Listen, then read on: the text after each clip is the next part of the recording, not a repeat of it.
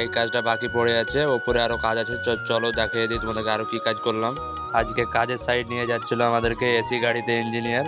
তারপরে তোমরা তো জানোই পানি নিয়ে যেতে হবে আমাকে উপরে, তো তার জন্য রেডি হয়ে চলে এলাম। তো তারপরে পানি আনার পর দেখতে পাচ্ছ সিমেন্ট মিমেন্ট মাখিয়ে রেডি করে দিয়েছি একদম।